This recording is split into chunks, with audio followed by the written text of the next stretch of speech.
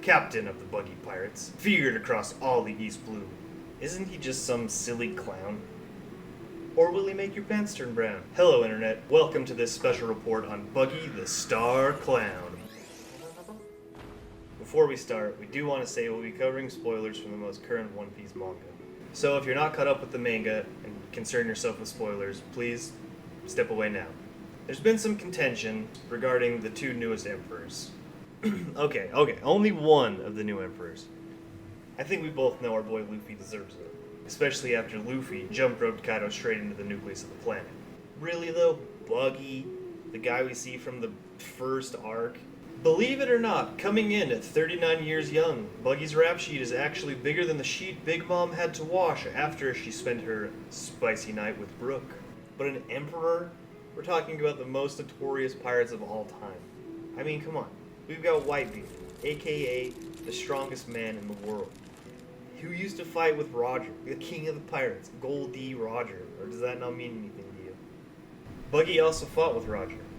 Although he was more directly trained by First Mate Rayleigh, we can assume as one of Roger's pirate family that the two often sparred together. Sailing with Roger's crew, we know that Buggy fought time and time again with the Whitebeard pirates since childhood. We're talking pre-Devil Fruit, squaring up against the rival crew of the Pirate King. Buggy's capability, in fact, earned him the respect of the Whitebeard crew from a very young age. So much so that Whitebeard remembered him in their confrontation in Marineford. Or did you forget? That's right, Buggy went toe-to-toe with Whitebeard himself. In one of the Roger vs. Whitebeard tussles, we see Buggy meeting one of his current rival Yonkos, Marshall D. Teach, aka Blackbeard. Blackbeard held disdain for Buggy from the moment he laid eyes on him, recognizing his capability to be one of the members of the Roger Pirates, craving to devour him like a delicious pie. Blackbeard isn't the only prominent member of the Whitebeards to have had a run-in with Buggy. 2nd Division Commander Portgas D. Ace, drawn in by the smell of the infamous Buggy party, decided to join in on the festivities. Buggy, of course, recognized Ace and was skeptical and fearful, but remained pragmatic and allowed Ace to stay on his ship. Ace, inevitably falling asleep, gave Buggy the idea. It'd be better to end this guy here and now. Consider the clout you could achieve just by ending the division commander of the Whitebeard Pirates. Being the smarty pants that he is, just let him go. Let him chill, let him hang out. They'd sort of become friends. Now, had Buggy known at the time that Ace was Luffy's brother, that'd be a different story. Okay, so he has some connections with the Whitebeard Pirates, whatever. How about Kaido? He held a whole nation hostage, just so he could live a life of luxury. What has Buggy done that even comes close to that? Well, Buggy's done that too. Where he had to fight the world's strongest second creature. Big Mom. She has the ability to bring people together from all over the place, forming a family, turning it into a mega army. It's no small feat. You go into a land, by the time you leave you have a bunch of new followers, creating one of the most massive armies to ever walk the planet. What does Buggy have? You have a point. Now say it was a place where a bunch of powerful people were kept. Impel Down. We're talking about Impel Down. Buggy stays winning. Categorized as the government's maximum security prison, it houses only the most powerful of criminals. Bon Clay, Mr. 3, Jinbei, Crocodile, Doflamingo, Ivankov. We're talking the best of the best. Located in the Calm Belt, it is believed to be impossible to escape. That is, of course, until Buggy came a-calling. Alright, maybe in 100 years he'll have the same size army that Big Mom has, but I take your point. Okay, red-haired Shanks. Senior Emperor, now that everyone else is dying to Luffy. I don't see any similarities between him and Buggy. He's cool, he can fight, but as we know, these two are totes BFFs. Trained, fought, laughed, and cried together. Buggy would never admit being Shanks' BFF, but these two are in fact ride or die. Fighting Whitebeard's crew, we see these two supporting each other back to back. Although Buggy claims he will never forgive him, Shanks was the one who gave Buggy his biggest power boost by scaring him into eating the Chop Chop fruit. When Buggy became sick and couldn't go to Laugh Tale, who stepped up and stayed behind to watch after him? BFF Shanks. After the Roger Pirates disbanded, Shanks in fact respected Buggy enough to invite him to join his crew. Not to mention, Shanks must have respected Buggy enough to have trusted him with the Straw Hat, his and Luffy's #1 treasure, sending him after Law to return it to Luffy. I'm gonna give you that one. They're homies, they fought together. You're right. But do you actually think he's as strong as Shanks? I'm not willing to make that call. I am, however, willing to put down millions of dollars to see these two in a buddy cop movie. Okay, but Eustace Kid, dude. Freaking Trafalgar D. Law, they're way more deserving. We saw him take out Big Mom. She was a previous emperor. What justifies this madness? Now here we can only speculate, because honestly, we don't know what's happened with Buggy after the disbanding of the Warlords. But I have some theories. We'll get to that in a little bit. Alright man, previous Yonko aside, who really makes Buggy emperor material? Oda plot armor, favoritism, it's not his good looks, not his fighting prowess, really just, it's plot armor, man. I don't know what to tell you. Okay, funny you would say that. I consider Buggy to be more akin to my cousin Jake. Told me all summer that he played basketball, top scorer in his league. Formed a team, and I bet my two best homies, my first edition Dark Wizard Girl, to trade for their Blue Eyes Toon Dragon. And the most intense 2v2 game of my life. Turns out, my cousin's a liar. Hasn't been outside since 2015 because of extreme skin conditions. We got toasted. While leaving the court, Jaden finds a $100 bill on the grass. Good for him. Rest in peace, Dark Wizard Girl. You will be missed. Okay, so about Buggy's fighting prowess? He beat Zoro. That's just a sneaky trick, dude. He managed to take a slash from Mihawk. Alright, dude. So, for you, taking slashes when your devil fruit literally makes you immune to slashing damage, makes you great at fighting. That makes a lot of sense. Okay. But he did manage some great attacks that we've seen. In Impel Down, we see the hidden foot Muggy Bomb. We see some great usage against the guards. To me, it's a great devil fruit. Buggy, mild usage of said devil fruit. Putting it out there. I mean, I would consider Buggy more of a, if we're talking RPG classes, Buggy's like a rogue. He goes in for the sneaky one-shots, and if that doesn't work, then he runs. Okay, a rogue, great. Notoriously great at 1v1 battles. But put him 1v1 against any of the other Yonko, it's 99 Buggy. Does Buggy even have hockey? Probably. Seems most people are using it in the New World, but I don't believe we've seen it or that it's been confirmed, but let's just say yes. Alright, so your argument is no combat prowess, sneaky, mediocre devil fruit usage, maybe hockey, but nothing to write home about. What makes Buggy powerful, man? He's an emperor now. What makes Buggy an emperor? Make it make sense. In the words of Stan Lee, the dude who wrote freaking Spider-Man, for years, kids have been asking me, what's the greatest superpower? I always say, luck.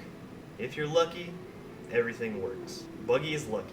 Dude, to the point that it's a meme. Bad stuff happens to Buggy all the time too. How is he lucky?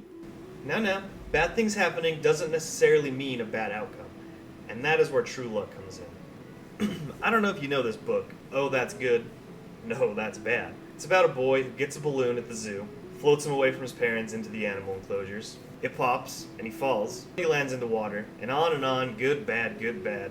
In the end, if I remember right, he becomes president, gives females back the right to their own body, something like that. I don't know, I haven't read it in a really long time.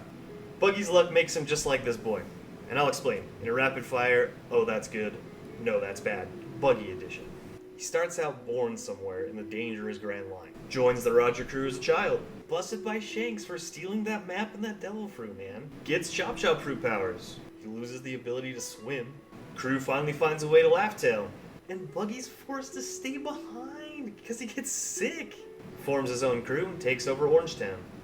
And then he's defeated by Luffy, being sent flying into hyperspace. Goes on a solo adventure, becomes stronger, meets Alvida, gets back to his old crew stronger than ever. Caught and sent to Impel Down. Escapes Impel Down, receives credit for the prison break. Stands up to the Whitebeard Pirates. Outed as a member of the Roger crew, friend of Shanks, all of this broadcast on live TV to literally everybody during the War of the Best. Good. Abuses the new fame and becomes a warlord. Forms the Buggy Delivery Service, a very profitable mercenary group, stacking those pockets with cash. And then the government disbands the warlord system and sends an armada to catch him, man. Yeah, but that's when Buggy said, nah, I'm good. let's just become an emperor. Okay, yeah, but it doesn't make sense. How? Why? What? There's no way, man. There's no way. Top 3 Buggy the Pirate becoming emperor theories. Number 1, the defeat of the great Vice Admiral Stainless. Who is Stainless? Only dorks remember the Marines. As a little reminder, for those of you who might not know who Stainless is, he's a Vice Admiral who's been shown all throughout the story.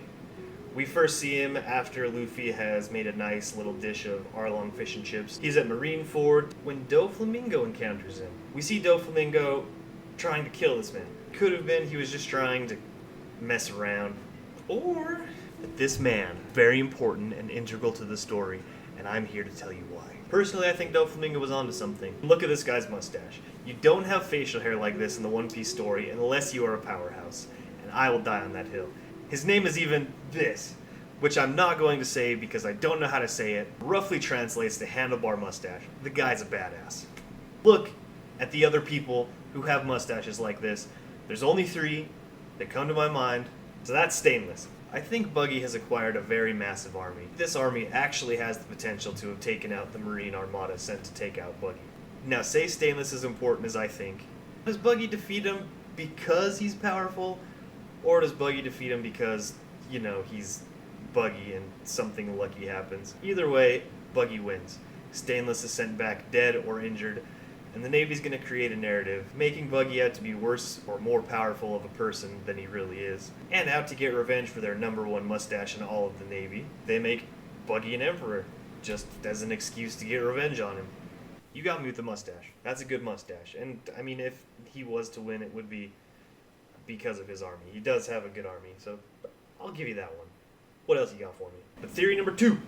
The team up with Shanks. We know that Shanks is at the Reverie. He learns that the warlords are about to be disbanded. Fearing for his old comrade Buggy, we see Shanks show up just in the nick of time and swoop in and save his BFF. Much to Buggy's chagrin, they will form a pirate alliance. Maybe to take out somebody like Blackbeard? The Navy seeing Buggy work hand in hand with Shanks surely could boost him from warlord to emperor. Now, if you're going to tell me Shanks stepping in is the reason that Buggy becomes an emperor, I can actually get behind that, because, I mean, I'm one of the Shanks people, you know? And I would lay my life down for this man. He is a hot piece of meat. Now, my third theory I actually hold as the most likely. The capture of Buggy the Clown. Okay, this is something I can get behind, for sure. In the last and most likely scenario in my head, Buggy is caught, probably the most Buggy way possible, sneaking out of the back while his minions are out doing his bidding and trying to win the fight. Buggy gets caught before the battle even begins. Of course, his crew thinks that Buggy's sacrificing himself for a war that they couldn't have won, hence gaining more respect from his crew. Buggy, after being transported to Navy headquarters, meets up with Akainu, the man who did not want the warlords disbanded in the first place. We see Akainu take Buggy aside and offer him a deal. He's going to let him keep his life. He's even going to make him emperor. But Buggy's going to be a man on the inside, the Shadow Emperor, working for the Navy, unbeknownst to everybody. Known BFF to Shanks, known adversary, and kind of friend with Monkey D. Luffy. The largest potential threat to the world government. Buggy, he will do literally anything to survive, so he accepts losing, but also winning. Returning to his crew, the news is spread that he's emperor. Let's go Buggy. That makes sense. But he's such a silly goose, dude. Yes, he is a silly goose. But you're watching a silly anime about a stretchy pirate. So you got stretchy pirate versus his rival clown who chops himself into mini meat stacks and goes on an adventure around the world with less limbs than James Franco stuck in a slot canyon in southern Utah. He's been there from the beginning. And I mean, is he really the evil mastermind pulling all the strings in the story? Or more likely, are all his strings being pulled straight up and up and up by Oda because Oda loves him? He's for sure having his strings pulled. Even after all this, dude doesn't have nothing. Let me know what you think. Tell me down in the comments. Let's figure it out. Who knows? Maybe the story even ends like this. I'm dead! This has been a Blasphemy special report, reporting live from my chair. Peace. Appreciate y'all sticking through this psycho.